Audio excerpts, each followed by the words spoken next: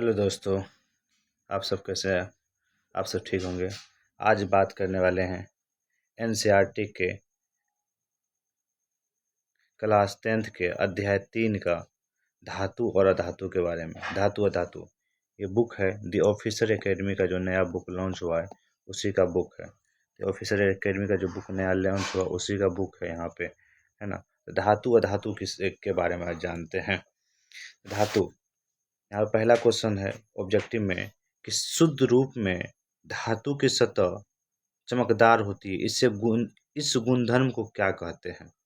शुद्ध रूप में धातु की सतह कैसी होती है? चमकदार होती है। इस गुणधर्म इस गुणधर्म को क्या कहते हैं?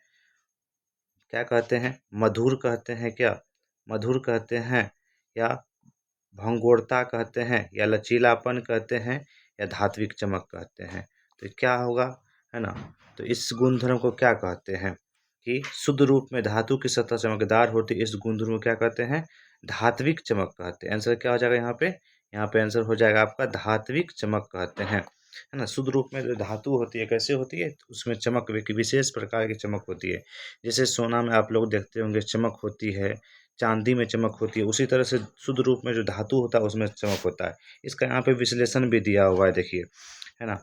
आपने शुद्ध रूप में धातु की अपने शुद्ध रूप में धातु की सतह चमकदार होती है। धातु की इस गुण धर्म को धात्विक चमक कहते हैं। और कोई क्वेश्चन पूछ दिया कि धात्विक चमक किसे कहते हैं, है ना, कि धातु शुद्ध रूप में धातु एक चमकदार होती है, धातु की इस गुण में धात्विक चमक कहते हैं। चलिए दूसरा क्वेश्चन देखते हैं। जिस धातु को पीट कर पतली तार बनाया जा सकता है उस गुणधर्म को क्या कहते हैं। दूसरा क्वेश्चन क्या है आप लोग के लिए? जिस धातुओं को पीट कर पतली तार बनाया जा सकता है उस गुणधर्म को क्या कहते हैं? लचीलापन कहते हैं, आघात वर्धितता कहते हैं, मधुर कहते हैं, इनमें से कोई नहीं। तो इसका आंसर क्या हो जाएगा, है ना। जिस पीट कर तार या बनाया जाता है उसे आघात वर्धता कहते हैं। इसको क्या कहेंगे हम लोग? आघात वर्धता कहेंगे। इसका आंसर क्या हो जाएगा? आंसर बी हो जाएगा। उसको कहते हैं आघात वर्धता कहते हैं। चलिए आगे देखें इसके बारे में क्या और कुछ जानने के बारे में मिलेगा हमको, है ना। आप देखें कि कुछ धातुओं को पीट कर पतली तार बनाया जा सकता है। इस गुणधर्म को धातु का आघात वर्धता कहते हैं। क्या आप जानते हैं कि सोना तथा चांदी सबसे अधिक अघटता होती है? सबसे अधिक, अगला क्वेश्चन हम लोग देखेंगे, तीसरा क्वेश्चन, सबसे अधिक आघात वर्धक धातुएं कौन सी है? सबसे अधिक आघात वर्धक धातु कौन सी है? क्वेश्चन है आपका तीसरा क्वेश्चन। सोना है क्या? चांदी है? लोहा है? एल्युमिनियम है? तो आप लोग जानेंगे सोना जो है सबसे अधिक आघात वर्धनीय होता है ना। चांदी से अधिक सोना होता है, लोहा तो बहुत कम होता है, सोना सबसे अधिक होता है ना। आपको जानकर आश्चर्य होगा कि एक ग्राम सोने की तार से 2 किलोमीटर, एक ग्राम सोने की तार से 2 किलोमीटर लंबी तार बनाया जा सकता है। 1 ग्राम सोने की तार से 2 किलोमीटर लंबी तार बनाया जा सकता है ना। आगे बढ़ेंगे तो हम लोग देखेंगे, आप देखेंगे कुछ धातुओं को पीट कर पतली चादर बनाया जा सकता है। इस गुणधर्म को आघात वर्धता कहते हैं। क्या आप जानते हैं कि सोना तथा चांदी सबसे अधिक आघात वर्धनीय धातुएं हैं। तो हम लोग देखें कि सोना जो है सबसे अधिक आघात वर्धनीय धातु है। अगला क्वेश्चन है, चौथा क्वेश्चन आपका, है ना। धातु के पतले तार के रूप में खींचने की क्षमता को क्या कहते हैं? धातु के पतले तार के रूप में खींचने की क्षमता क्या कहते हैं? आघात वर्ध्य कहते हैं, मधुर कहते हैं, लचीलापन कहते हैं, या तन्यता कहते हैं। तो हम लोग जानते हैं कि जो मतलब खींचने की क्षमता जो होती है वो तन्यता कहलाती है। वो क्या कहलाती है आपकी? वो आपकी तन्यता कहलाती है। आंसर ये मेरा हो जाएगा, है ना। और इसके बारे में जान लेते हैं।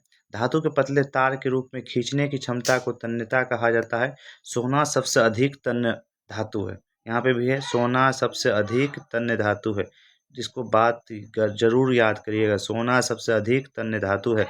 आपको ये जानकर आश्चर्य होगा कि 1 ग्राम सोने से 2 किलोमीटर लंबे तार बनाया जा सकता है।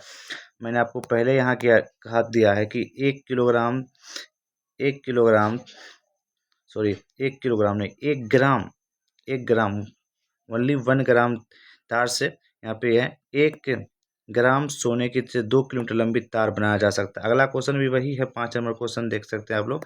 5 नंबर क्वेश्चन भी वही है, क्या कि सबसे अधिक तन्य धातुएं कौन है? सबसे अधिक तन्य धातुएं कौन है? निश्चित रूप से सोना ही सबसे अधिक तन्य धातुएं होंगे। निश्चित रूप से सोना ही सबसे अधिक तन्य धातुएं होंगे, क्योंकि सबसे अधिक 1 ग्राम से 2 किलोमीटर लंबे तार बनाया जा सकता है, तो सबसे अधिक तन्य धातुएं सोना ही होगा।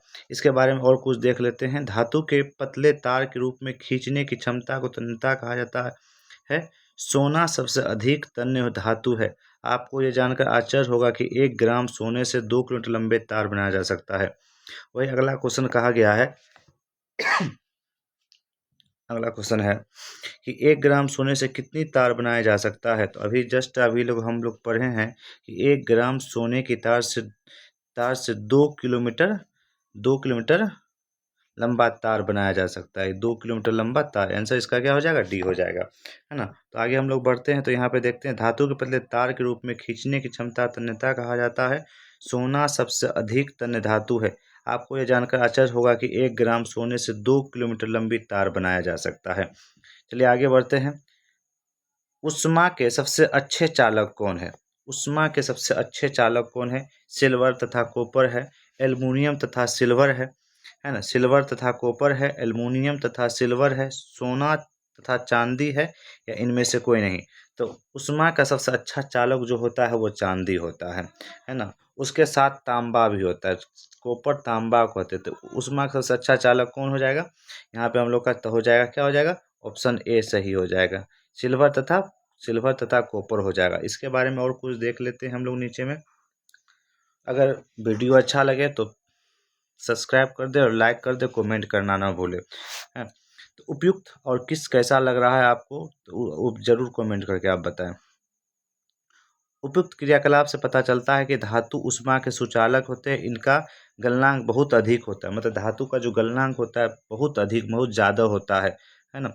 सिल्वर तथा कॉपर उष्मा के सबसे अच्छे चालक है। इसकी तुलना में लेड तथा मरकरी उष्मा के कुचालक है। लेड जो होता है तथा मरकरी उष्मा के कुचालक है। क्या धातुएं विद्युत भी चालक है? आइए पता करते हैं। 8वां क्वेश्चन आप देखते हैं कि उष्मा के कुचालक कौन है? उस कुचालक कहने का अर्थ जिससे उष्मा पास नहीं करे, उसे उष्मा का कुचालक कहते हैं। जिससे मतलब विद्युत पास नहीं करे उसे कुचालक कहते हैं। जिससे क्या लकड़ी से विद्युत पास करेगा, नहीं करेगा, तो वो कुचालक हो जाएगा। जैसे चांदी से, लोहा से विद्युत पास कर जाएगा, इलेक्ट्रिक करंट पास कर जाएगा, तो वो सुचालक हो जाएगा। तो यहाँ पर वही कुचालक पूछा है कौन है? चांदी से तो उष्मा पास कर जाएगा, चांदी से तो ये क्या हो, ये सुचालक हो गया। तांबा भी क्या हो गया? सुचालक हो गया। लेड तथा मरकरी, आंसर यही आपका होगा। लेड तथा मरकरी क्या हो जाएगा? उष्मा के कुचालक है। लेड तथा मरकरी उष्मा के क्या हो जाएगा? कुचालक होगा। लेड तथा मरकरी उष्मा के कुचालक है ना। तो हम लोग फिर से इसको रिवीजन कर लेते हैं, क्योंकि ये 10th क्लास में पूछा जाता है और किसी भी बोर्ड एग्जाम में पूछा जाता है। क्योंकि ये जो है दी ऑफिसर एकेडमी का है ना बुक, जो है NCERT 360, उससे हम लोग दिखा रहे हैं आपको, है ना। शुद्ध रूप में धातु के सतह चमकदार होते हैं। इस गुणधर्म को क्या कहते हैं? धात्विक चमक कहते हैं। जिस धातु को पीट कर पतली चादर बनाया जा सकता है उसे आघातवर्धन कहते हैं। सबसे अधिक आघातवर्धन कौन होता है? तो हम लोग जानते हैं सोना होता है। धातु के पतले तार के रूप में खींचने की क्षमता क्या कहते हैं? तन्यता कहते हैं। उसके बाद सबसे अधिक तन्य धातु कौन है? सबसे अधिक तन्य धातु कौन है? तो सबसे अधिक तन्य धातु कौन हो जाएगा? सबसे अधिक तन्य धातु हो जाएगा सोना। सबसे अधिक तन्य धातु क्या हो जाएगा? सोना। 1 ग्राम सोने से कितनी किलोमीटर लंबी तार बनाया जा सकता है? तो 2 किलोमीटर लंबी तार बनाया जा सकता है। उष्मा के सबसे अच्छे चालक कौन है? तो सिल्वर तथा कॉपर है। उष्मा के कुचालक कौन है? तो हम कह सकते हैं लेड तथा मरकरी उष्मा के कुचालक है। तो 8वां से 9वां क्वेश्चन के लिए दूसरा आप वीडियो देख सकते हैं। ये काफ़ी लंबा हो जाएगा, नहीं तो आप बता सकते हैं कि इस वीडियो में आपको क्या चीज़ अच्छा लगा, क्या चीज़ खराब लगा, और अच्छा लगा तो आप सब्सक्राइब करके जाएंगे।